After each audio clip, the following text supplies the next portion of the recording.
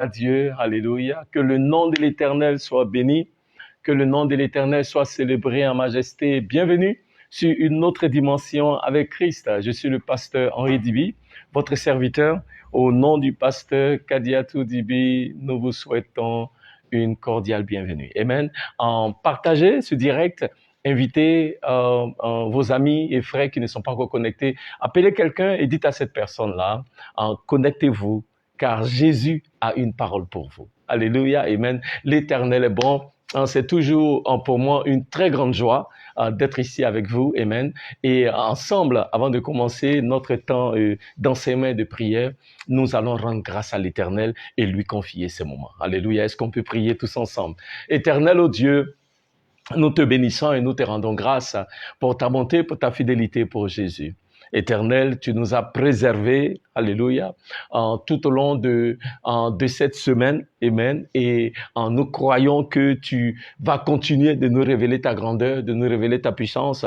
Nous voulons nous confier entre tes saintes mains, que par ton esprit, tu nous parles ce soir, que par ton esprit, tu nous conduises et qu'en toute chose, la gloire te revienne à toi et à toi seul. Éternel, merci pour toutes les personnes qui sont connectées présentement, pour ceux qui vont se connecter.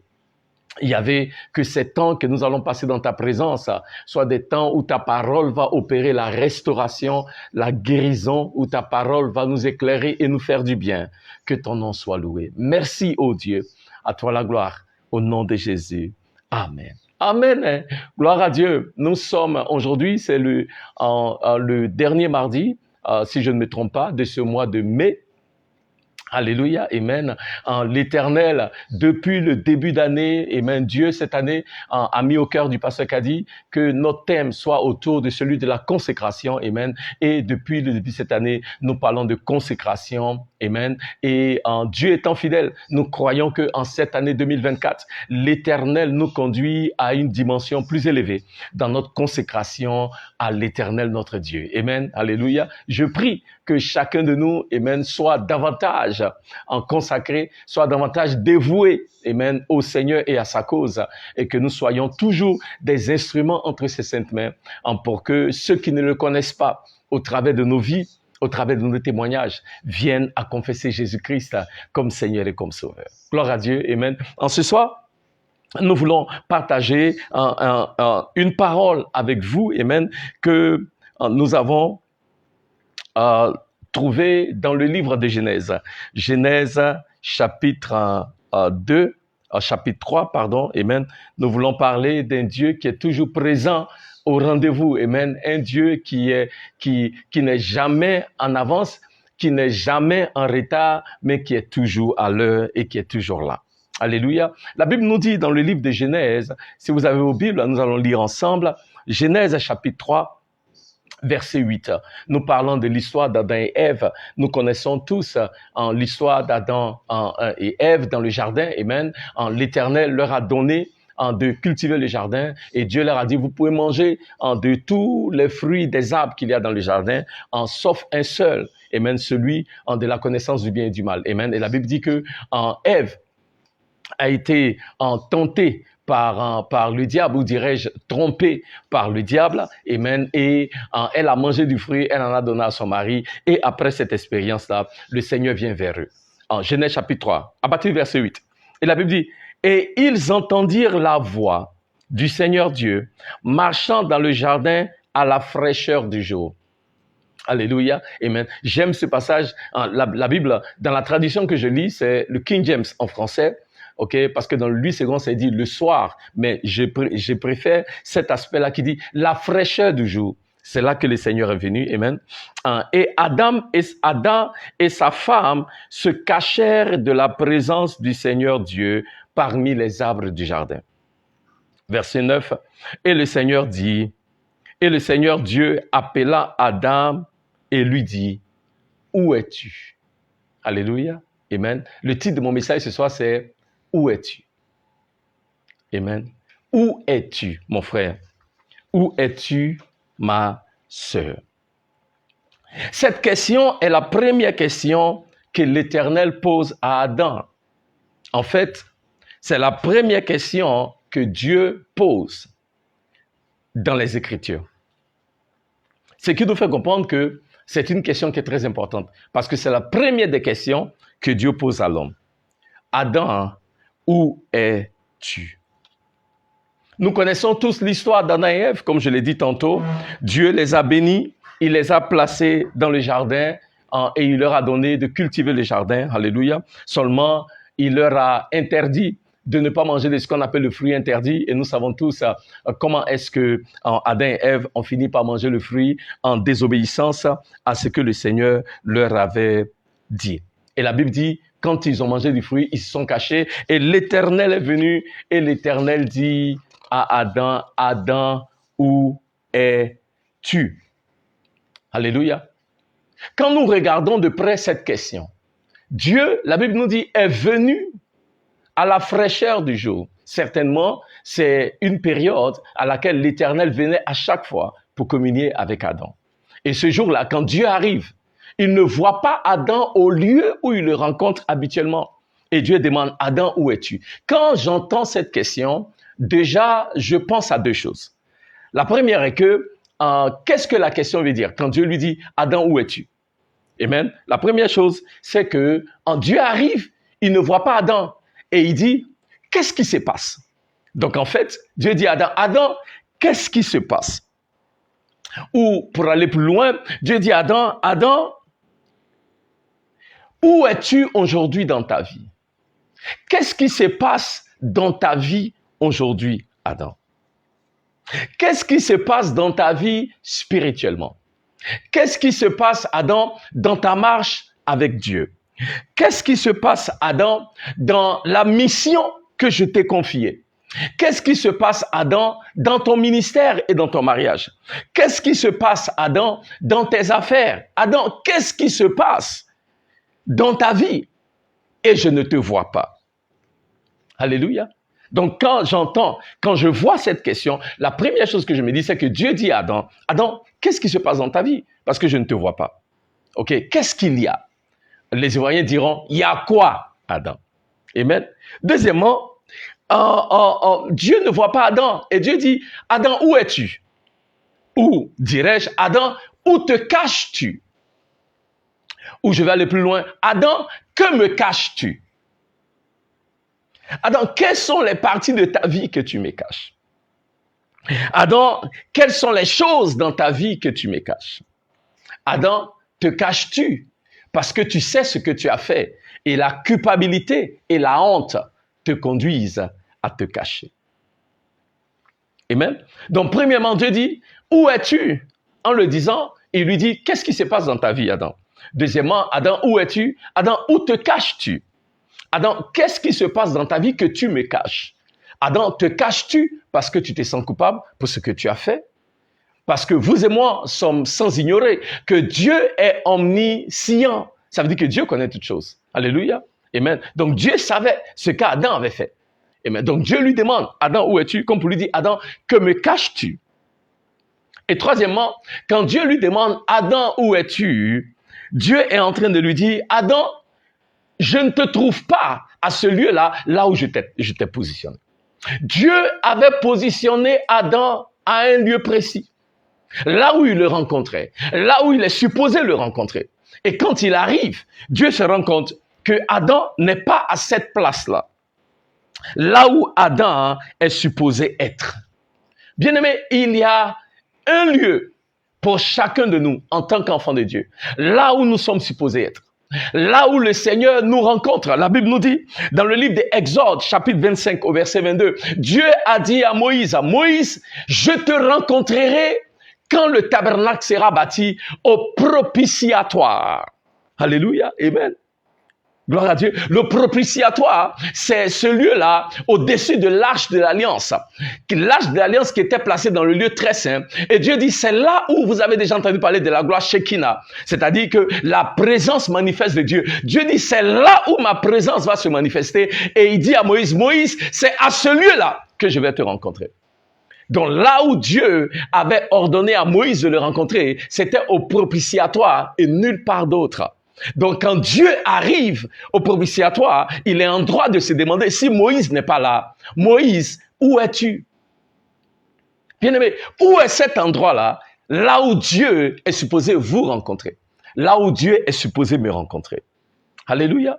Et nombreux parmi nous, nous sommes comme Adam ce soir. Et le Seigneur nous dit, Adam, où es-tu?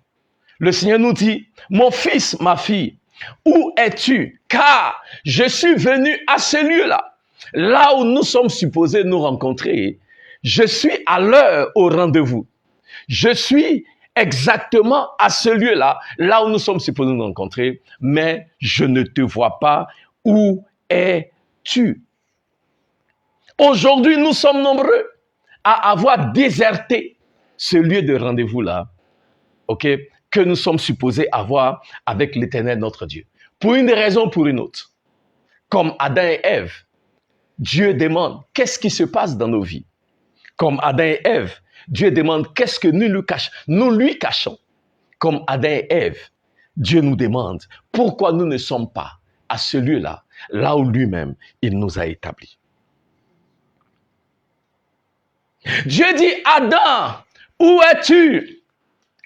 Mais le mot Adam, bien-aimé, il nous faut comprendre, il ne s'agit pas, quand Dieu dit, Adam, où es-tu? Il ne s'agit pas d'une personne. Il parle d'Adama. Ok, l'homme, mâle et femelle. Adam, où es-tu? Il ne parle pas d'une personne. Dieu parle de ces personnes-là que lui, Dieu, il s'est choisi. Vous voyez, quand on parle de consécration. Dieu parle de ces personnes-là que lui, Dieu, il a appelées. Dieu parle de ces personnes-là que lui, Dieu, il a rachetées. Dieu parle de ces personnes-là que lui, Dieu, il a sauvées. Dieu parle de ces personnes-là que lui, Dieu, il a béni. Ce soir, Adam, où es-tu? Femme de Dieu, homme de Dieu, élu de Dieu, où es-tu?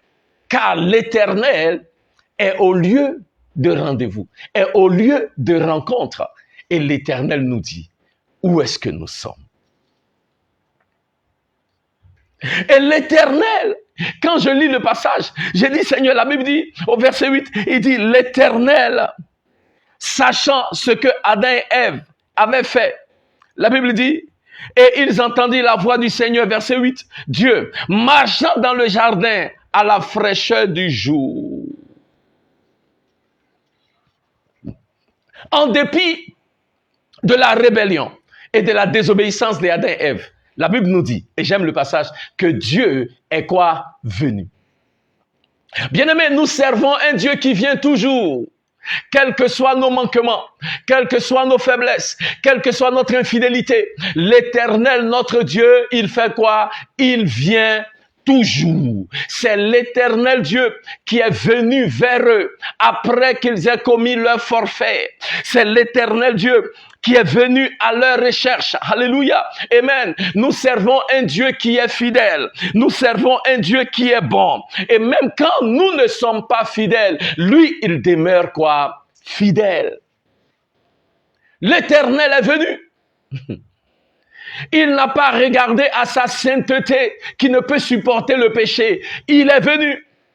Il n'a pas regardé à la désobéissance d'Adam et Ève. Il aurait pu dire, ces gens-là, je leur ai parlé, ils devaient savoir quoi faire. Voilà, maintenant, je vais les laisser dans leur état. Mais l'Éternel ne l'a pas fait. L'Éternel n'a pas fait cela. Il est venu vers eux, voyant leurs conditions. Il est venu, bien-aimé. Nous avons un Dieu qui vient toujours.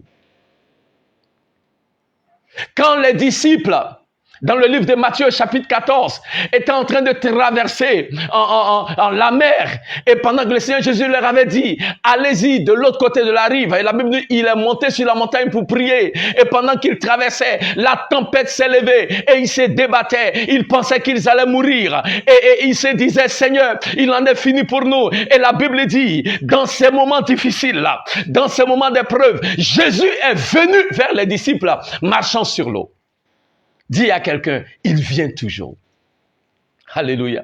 Nous servons un Dieu qui ne nous abandonne jamais, qui ne nous laisse jamais. C'est la promesse de l'Éternel à tous ses enfants. Il a dit, je ne vous abandonnerai jamais et je ne vous laisserai jamais. L'Éternel est un Dieu bon. L'Éternel est un Dieu fidèle. Et l'Éternel vient toujours. Il vient toujours nous manifester sa miséricorde. Il vient toujours nous manifester sa grâce. Il vient toujours nous manifester sa bonté. Il vient toujours nous manifester son amour. Oh, combien grand! L'Éternel est venu en dépit de ce que Adam et Ève avaient fait. Alléluia. Non seulement il est venu, mais la Bible dit quand il est venu, il a dit Adam, où es-tu? Il a aussi quoi? Appelé. Le Seigneur ne vient pas seulement, mais quand le Seigneur vient, il t'appelle par ton nom. Tu dis, oh, ma situation est désespérée. Tu dis, ah, mais ce que j'ai fait, jamais le Seigneur ne va me pardonner. Jamais je vais entendre la voix de l'Éternel. Certainement, tous vont m'abandonner. Mais l'Éternel veut que tu saches, quelles que soient les circonstances, quelles que soient les difficultés, l'Éternel vient, non seulement il vient, mais l'Éternel t'appelle par ton nom parce qu'il est Dieu, parce qu'il est bon, parce qu'il est fidèle et son règne n'a pas de fin. Quels que soient tes péchés, quels que soient tes échecs, l'Éternel vient toujours. Ce soir, je veux parler à quelqu'un qui se cache. Entends la voix de l'Éternel t'appeler. Mon fils, ma fille. Entends la voix de l'Éternel t'interpeller. Bien-aimé, je veux encourager quelqu'un. Quand Dieu vient et qu'il dit, Adam, où es-tu? Bien-aimé, ce n'est pas une voix de condamnation. L'Éternel n'est pas venu pour condamner. Car Jésus a dit, il dit, je suis venu pour chercher et retrouver, chercher et sauver ceux qui étaient perdus. L'Éternel, comme il a fait avec le Seigneur Jésus-Christ, a commencé depuis la Genèse. Il est toujours à la recherche pour trouver et pour sauver ceux qui sont perdus. Il n'est pas venu pour condamner. Il est venu pas comme un Dieu qui vient pour punir ceux qui lui appartiennent, mais il est venu d'une manière pour dire à Adam, Adam, qu'as-tu fait? Adam, où es-tu? Ce n'est pas une demande, où dirais-je, dans la connotation de sa voix. Ce n'est pas pour condamner, mais c'est pour exprimer son amour et sa compassion. Tu n'as pas à te cacher, craignant un Dieu qui a comme un bâton en main pour te punir, pour tes manquements et pour tes faiblesses. Non, bien au contraire.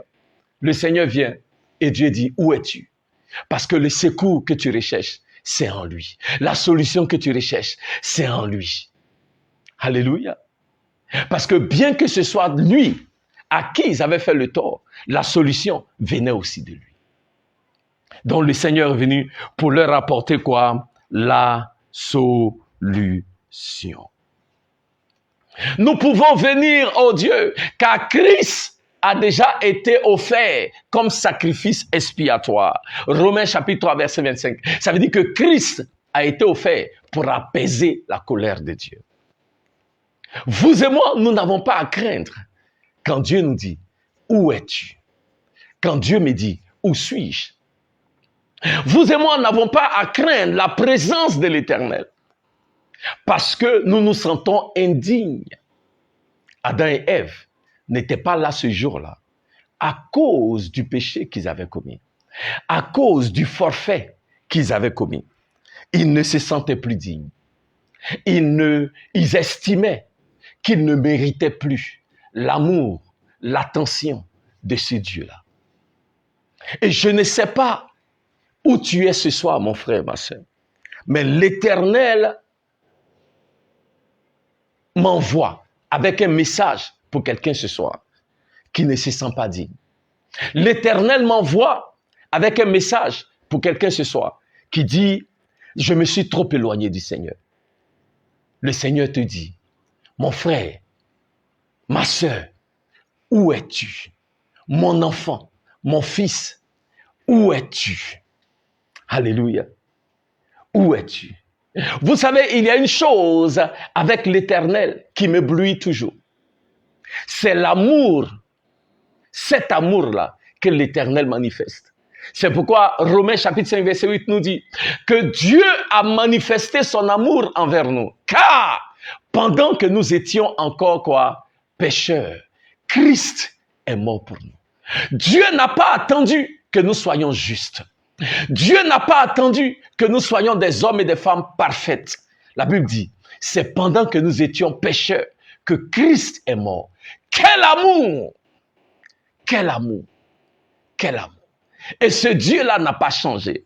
Ce Dieu-là nous aime toujours d'un amour agapé, d'un amour incommensurable, d'un amour infini. Et l'Éternel nous dit ce soir, mes enfants, vous, nous qui ne sommes pas à cette position-là, là où l'Éternel nous attend, où es-tu? Reviens à cette place-là qui t'est réservée auprès de moi. Où es-tu? La Bible nous dit, et je vais finir avec ceci, dans le livre de Luc, chapitre 15, qu'un homme avait 2 fils. Et l'un des fils, un jour, l'histoire de l'enfant prodigue, a dit à son père, « Père, donne-moi la part de mon héritage. » Alléluia. Pendant que son père était en vie, il a demandé à son père la part de son héritage. Pendant que son père était en vie, un père qui certainement pourvoyait à toute chose pour lui, un père qui prenait soin de lui, parce que l'histoire dit que lui-même, il a dit, dans la maison de mon père, il y a plusieurs serviteurs. Ça veut dire que c'était un père qui avait des moyens. Il avait les moyens de prendre soin de ce fils-là. Et je suis sûr qu'il avait créé un environnement pour permettre à ce fils d'avoir ce dont il a besoin, pour s'épanouir, pour être préparé, pour être quelqu'un de bien. Mais la Bible dit, un jour, il s'est levé et il a dit à son père, « Donne-moi la part de mon héritage. » Et la Bible dit, le père, certainement, a son corps défendant. Le père, certainement qu'il a eu mal.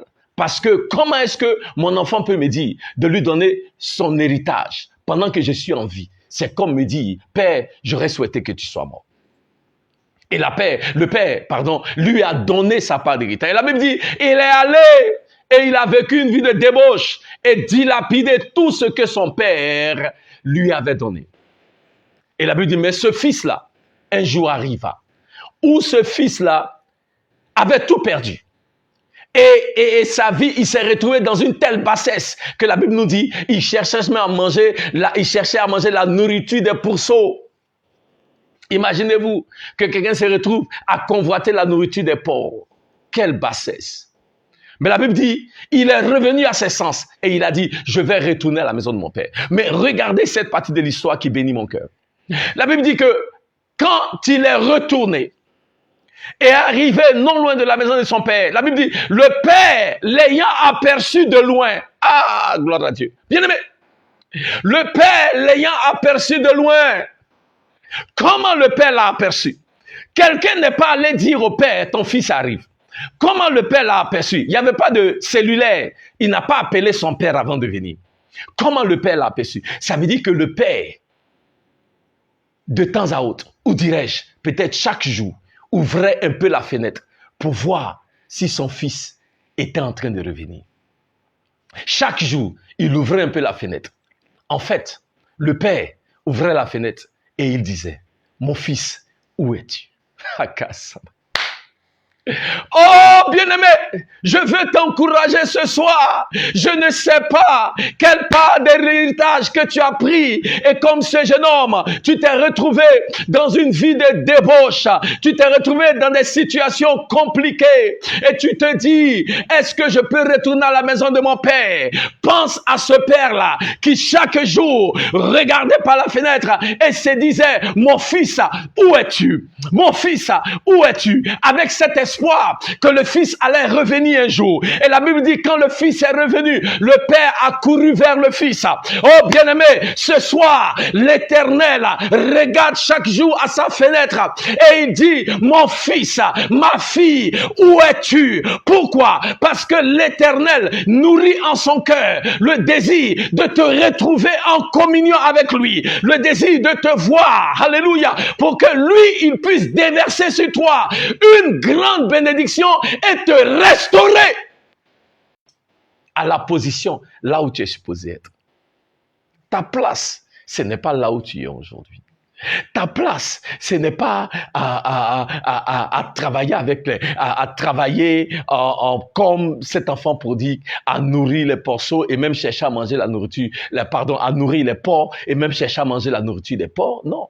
En fait, si vous regardez, c'est une métaphore pour exprimer le type de bassesse dans laquelle s'est retrouvé l'enfant prodigue. Et souvent, nous nous retrouvons aussi dans ce type de situation. Mais je vais dire à quelqu'un aujourd'hui, quel que soit là où vous êtes aujourd'hui, quelle que soit la profondeur des ténèbres, quelle que soit la profondeur des péchés, quelle que soit la culpabilité que l'on peut ressentir, l'Éternel nous recherche toujours. Et il dit, Adam, où es-tu? Il dit, ma fille, où es-tu? Il dit, mon fils, où es-tu? Oh bien-aimé, parce que l'Éternel t'aime, il te cherche, pas pour te condamner, il te cherche pour te bénir. Ah, Kassamaya. Parce que quand l'enfant prodigue est venu, regardez ce qu'il dit à son père. Il dit à son père, oh père, je ne suis pas digne d'être dans ta maison. Prends-moi comme un de tes esclaves. Et puis le Seigneur dit, non mon fils, depuis longtemps je te cherche. Depuis longtemps je regarde par la fenêtre pour voir où tu es. Maintenant que je t'ai trouvé, il a dit, on peut voir, le père dit, mon fils que voici était mort. Maintenant il est revenu à la vie. Alléluia, amen. L'Éternel te cherche pour te donner la vie et te donner la vie en abondance. L'Éternel te cherche pour te restaurer dans tes pensées, dans ton cœur, dans ton âme, ce que l'ennemi t'a volé. L'Éternel veut te restaurer là où l'ennemi a violé ton innocence. L'Éternel veut te restaurer ta joie, ta paix que le diable a volé. L'Éternel veut te restaurer. Alléluia. Bien-aimé, ne t'éloigne pas de lui. Reviens vers lui, car c'est lui qui a ce dont tu as besoin.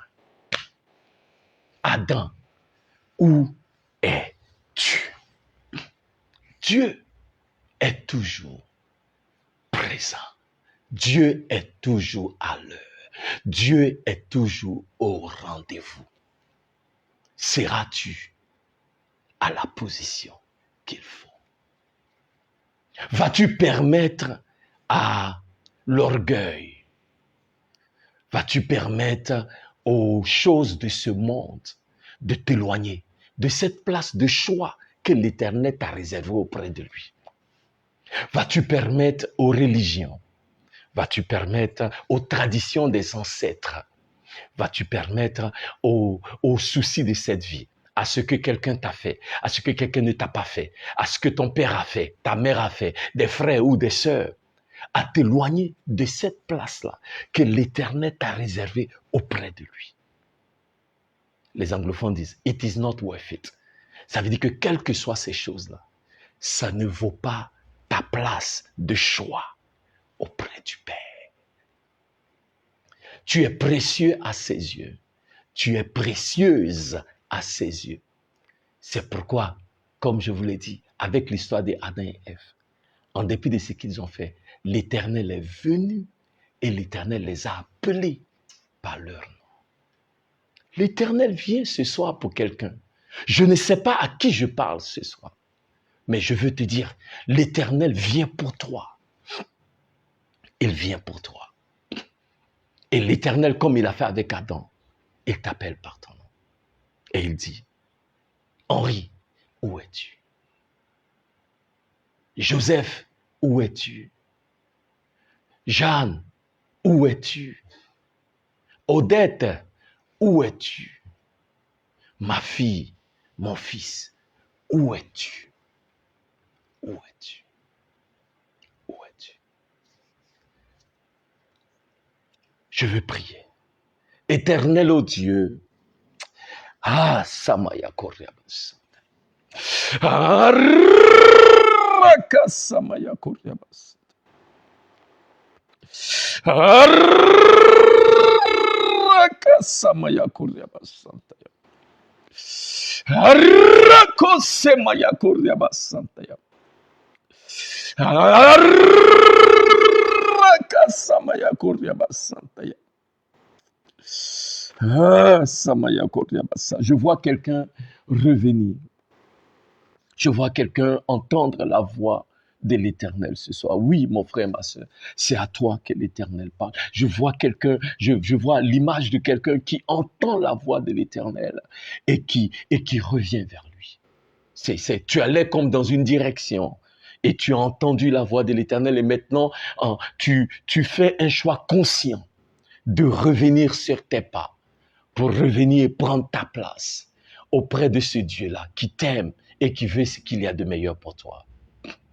Ne regarde pas à ce que tu as fait. Ne regarde pas à ce qui t'est arrivé. Ne regarde pas à la situation que tu as connue. L'Éternel t'appelle tel que tu es. Ah, Samaya Koriaba Santa Yakoribasa. Yemaka Zamaya Koriaba Konte Yorubosa. L'Éternel t'appelle tel que tu es.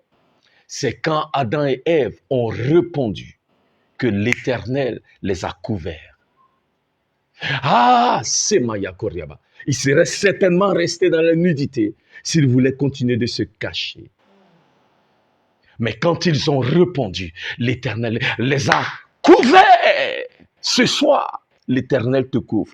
Je déclare que là où l'ennemi voulait te mettre la honte, parce que tu as entendu la parole de l'Éternel ce soir, parce que tu choisis de répondre à la voix de l'Éternel qui te parle, je déclare, là où l'ennemi voulait exposer ta nudité, l'Éternel te couvre, maintenant même dans le nom de Jésus.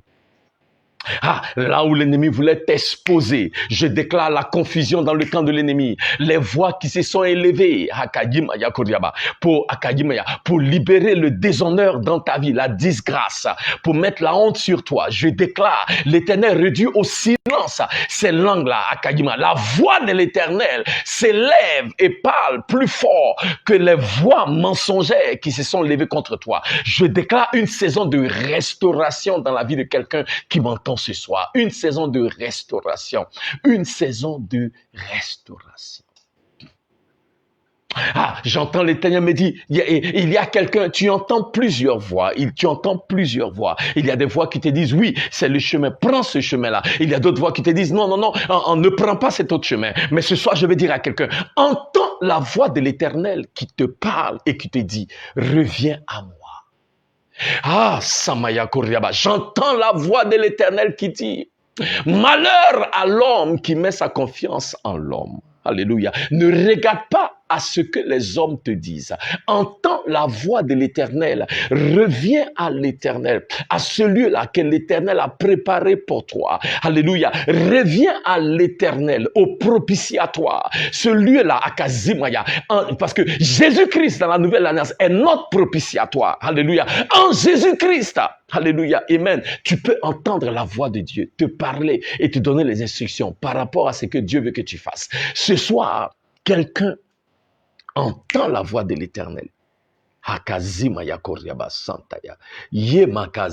Il dit, mes brebis entendent ma voix et la voix de l'étranger, elles n'entendront point. Je déclare maintenant que tu sois sourd aux voix de l'étranger, que tu n'entendes point la voix du diable, que tu n'entendes point la voix de la chair, que tu n'entendes point la voix du monde, que tu n'entendes point les voix, les sons contraires, mais que seulement la voix de l'Éternel te soit claire et limpide. Alléluia. Et que ce soit cette voix-là qui te guide. Ne dis pas, le Seigneur ne me pardonne pas. Ne dis pas, le Seigneur, le Seigneur ne peut me pardonner pour cette histoire. Bien-aimé, je veux encourager quelqu'un ce soir. La Bible nous parle d'un prophète appelé Osée. Alléluia. Et Dieu a dit à Osée, je vais enseigner une leçon à Israël. Je veux que quelqu'un m'écoute attentivement. Il a dit à Osée, Osée, va, épouse une prostituée. Osée, épouse une prostituée, parce que je veux que Israël comprenne. Épouse une prostituée, Osée, et tu vas rester avec elle, même quand elle va aller se prostituer et puis coucher avec d'autres hommes. Elle reste ta femme. C'est-à-dire que bien que tu sais qu'elle va aller te tromper, venir, reste son mari, parce que je veux que Israël sache, voici le type de Dieu que je suis. Ah, je veux dire à quelqu'un ce soir, je ne sais pas, ça fait combien de fois tu dis au Seigneur, ah Seigneur, je suis parti, je suis venu. Peu importe le nombre de fois, parce qu'il t'aime, il te pardonne, il te garde et il te préserve. Gomer était la femme d'Osée, parce que Dieu voulait qu'Israël comprenne. Osée était marié à une prostituée, et quelles que soient ses infidélités, Akazimaya, Dieu a dit à Osée, tu restes avec elle, parce que Dieu voulait que Israël comprenne. Voilà comment lui, Dieu, il est avec Israël. Bien-aimé, donc ne dis pas que, ah, avec ce que j'ai fait. Non, si l'Éternel te dit, où es-tu? Parce que là où tu es, c'est pas ta place. Yeah. Cette vie-là, c'est pas ta place. Ok, cette vie-là, là où tu es loin de Dieu, cette vie-là, là où tu es dans le péché et tu n'as pas pensé que ça allait durer autant, mais tu as du mal à te défaire. Donc Dieu dit, où es-tu? Parce que là où tu es, c'est pas ta place. Dieu dit, où es-tu? Parce que le lieu là où tu adores, c'est pas ta place. Dieu dit, où es-tu? Parce que le Dieu devant qui tu t'agenouilles, ce n'est pas ta place. Où es-tu? Parce que en ce petit pari, c'est-à-dire que cet état de déprime dans lequel tu es, de dépression, cet état-là dans lequel tu es, ce n'est pas ta place. Tu as trop duré là-bas. Et Dieu dit, où es-tu, mon fils? Hey! Où es-tu, ma fille? Ah, Samaya Koryaba Santaya. Bien-aimé, je ne sais pas à qui je parle ce soir. J'ai besoin de m'arrêter parce que le temps presse. Mais je veux encourager quelqu'un ce soir. Entends la voix de l'Éternel. Adam, où es-tu? Mets ton nom à la place d'Adam. Comme je l'ai dit, le mot, quand il dit Adam, où es-tu? Adam, ce n'est pas par rapport à une personne. C'est peut-être toi qui l'appelle. En fait, je vais dire à quelqu'un qui m'écoute, c'est toi qui l'appelle. Yeah. Où es-tu? Là où tu es, ce n'est pas ta place. Dieu dit, ce n'est pas là où je t'ai mis. Je ne t'ai pas pris, te nettoyer, te racheter avec le sang de Jésus pour que tu sois là où tu es. Où es-tu? Ce n'est pas ta place. Et l'Éternel te cherche pour te restaurer. Bien plus, comme le Père de l'enfant prodigue, l'Éternel te cherche, pas pour se venger, mais pour te faire du bien. L'Éternel te cherche, pas pour te punir, mais te restaurer. Ah, Samaya, est-ce que quelqu'un peut dire merci à l'Éternel ce soir? J'entends une saison de restauration. Commence à remercier le Seigneur. Une saison de restauration. L'Éternel t'appelle, une saison de restauration. Ah, Samaya Koryaba Kante Yarabasa. Une saison de ta position en lui qui t'avait été volée. Tu es restauré dans cette position. Alléluia. Tes richesses en lui qui avaient été volées, tu es restauré dans ces richesses-là. Ta paix en lui, ta santé en lui qui t'avait été volée, tu es restauré dans ta santé, tu es restauré dans tes richesses. Maintenant même, dans le nom de Jésus. Merci, oh Dieu. Alléluia. Ah, à toi la gloire. Oh, quel amour. Oh, quel amour, Seigneur. Merci, oh Dieu. Ah, Kazimaya Koryaba, de nous avoir aimés, nous, qui n'étions pas dignes. Tu nous as aimés d'un amour infini. Nous qui n'étions pas aimables, tu nous as aimés. Et tu nous as rachetés. Tu nous as restaurés. Merci, ô Dieu. À toi la gloire. À toi le règne. Dans le nom de Jésus. Amen. Quelqu'un a besoin de dire. J'ai commencé par dire, Adam, où es-tu? Et j'ai dit, Adam, c'est toi. Je vais dire à quelqu'un, dis au Seigneur, Seigneur, me voici. Alléluia. Je vais finir en disant cela. Prie cette prière ce soir et dis au Seigneur, Seigneur, j'ai entendu ton appel. Et Seigneur, je suis venu te dire, Seigneur, me voici. Tel que je suis, me voici. Me voici. Amen. Amen. Amen. Amen. Ah, je sens une forte présence de l'Éternel ce soir. Alléluia. Le Seigneur est là, bien-aimé. Il est là. Il est là. Je vais encourager quelqu'un à se saisir de cette parole ce soir. Il y a quelque chose que l'Éternel a fait dans vos vies. En tout cas, moi, je sais que j'ai senti une forte présence. J'ai senti vraiment l'Éternel nous visiter d'une manière particulière ce soir. Amen. Mais que Dieu vous bénisse.